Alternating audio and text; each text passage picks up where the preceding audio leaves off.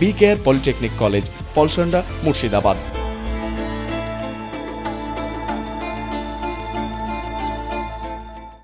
23শে April নির্বিঘ্নে শান্তিপূর্ণভাবে vote হলো রেজিনগর বিধানসভায়। বেলডাঙ্গা 2 নম্বর ব্লকে সকাল থেকে শুরু হয় ভোট গ্রহণ। তার মধ্যে কিছু কিছু বুথে ইভিএম মেশিন খারাপ থাকায় সেগুলি সঙ্গে সঙ্গে সেক্টরের মাধ্যমে সেগুলি চেঞ্জ করে ভোট চালু করা হয়।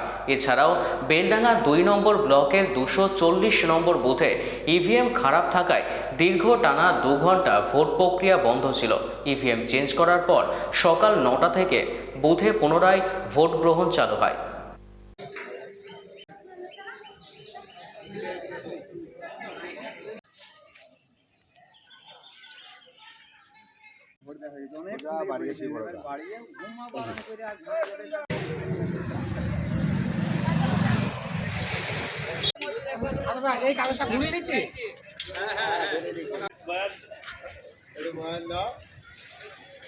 আজকে আমাদের 23শে এপ্রিল বৃহস্পতিবার যে আমাদের নির্বাচন, সেই নির্বাচনে সকাল দেখে বোঝা যায় সারাদিন কেমন যাবে।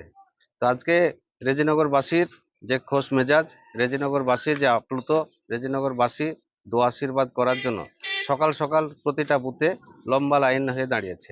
তিনারা বাংলার নেত্রী মমতা ব্যানার্জি, আমাদের নেতা অভিষেক ব্যানার্জির প্রতি আস্থা ভরসা রেখে তৃণমূল কংগ্রেসের প্রার্থী হিসাবে আমাকে ভোট দেওয়ার জন্য সকাল সকাল লাইনে দাঁড়িয়েছে।